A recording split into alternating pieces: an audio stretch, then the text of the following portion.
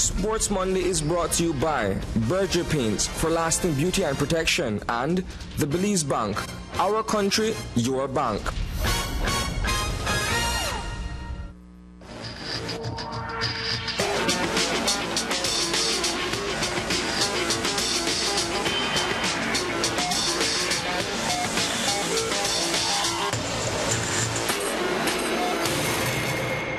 Good evening.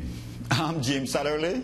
Welcome to this serving of Sports Monday. Verdes FC begins its sojourn into the 2015 CONCACAF Champions Tournament tomorrow Tuesday with a homestand against the Mexican professional team Gallos Blancos de Querétaro inside the FFB Stadium at 8 p.m. Verdes is grouped with Querétaro and San Francisco of Panama in a three-team race for a spot inside the 8-team quarterfinals. Head coach Marvin Utley was really upbeat about Tuesday's match against the Mexican visitors. We feel really good that we will have this opportunity to play in front of a Belizean public and try to satisfy ourselves at home rather than have to go in somebody else's place and play. So. National team player Dion McCulley looks forward to a good performance by Verdes. I think that the games that we played in Guatemala was very important for us, and I think that most of the players are acclimatized, and that is for when we play the return match in Mexico. So right now we're focusing on tomorrow, and because that's a very important game. The first game is always an important game, and we're playing at home, so that's very important for us too. So we just have to bring the energy. Here's what we know about Querétaro. They defeated Panama's San Francisco at home in the series opener, 2-0, and they utilized the 4-5-1 formation. Here's a peek at that August 4th outing.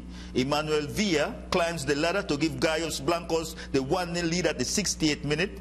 And then at the 78th minute, Victor Milke pounces on this loose ball inside the box for the 2-0 victory. Besides these two, Verdes will also have to mark midfielder Danilinho, the Brazilian, he's the left winger, Camilo Sanvesi, number 10 Sinha, and William, both play in the midfield.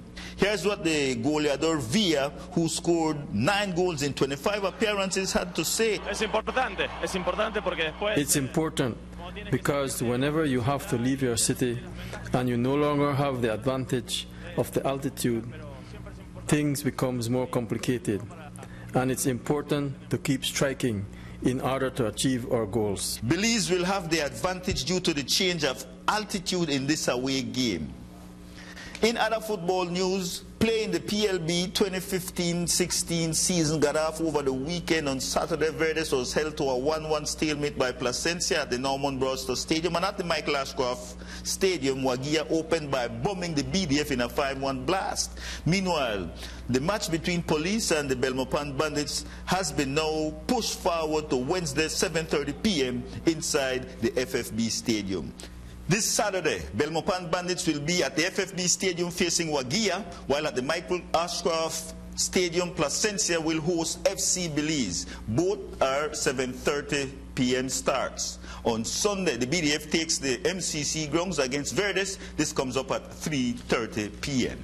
We also took in yesterday's Kaya First Division clash between Universal Hardware and Lower Dover FC. Some 20 minutes in, number 14, Jaren Rodon sinks this ball behind Alan Molina in the Lower Dover goal to give Universal Hardware the 1-0 lead. We are at the 50th minute when this set piece finds Alejandro Aguirre, and his header doubles the Universal lead. Colin Burgess tries to pull one back for Lower Dover off this set piece, only to see the launch inch over the crossbar. Meanwhile, give Noel Hyde the assist when he heads this ball to Melvin Calderon, who buries it into the net as Lower Dover gets onto the scoreboard. Emerson Orellano restores the 2-goal lead at the 65th minute for Universal when he outruns the defense. There's nothing Alan Molina can do. It's a 3-1 score. Make it 4-1 when Orellano finds Gregorio Lima, who makes the tapping look pretty easy. Noel Hyde gets onto the scoreboard with this individual effort, but it certainly wasn't enough as Universal Hardware FC takes the 4-2 big W.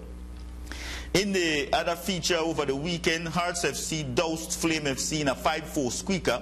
Looking to Friday, Bullet 3 aims at Westrup, while on Saturday, Quintas FC takes on Peñarol and Astros will battle Olympics.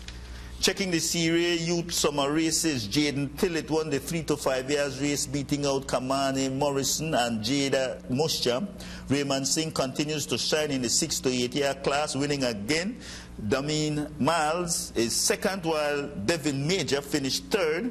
At the 9 to 12 category, Derek Brown wins in uncontested fashion, while Kenyon Stanford rolls in for second and Jamai Scott pulls up in third place. In the 13 to 15 years race, Gian Lino and Sherwin McKenna both posted the same time, but Lino gets the nod for aggression. Joshua Fuller settles for third place. Now here's the start for the 12 laps featuring 16 to 18-year-old riders, and it's quite an impressive field. It's a 5-man sprint for the Big W, and Caden Pinello is the clear winner, and he leaves no doubt. Stephen Cabral is in second, and Sherwin McKenna, he settles for third. Meanwhile, Dylan Belize won the 3-man mountain bike beach cruiser race. Arion Brown took second. Christian Smith pulled up third. Hey folks, hope you enjoyed the show. That's it.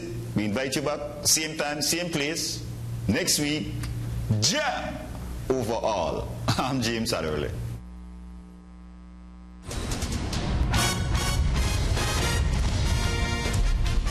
Sports Monday was brought to you by Berger Paints for lasting beauty and protection and the Belize Bank.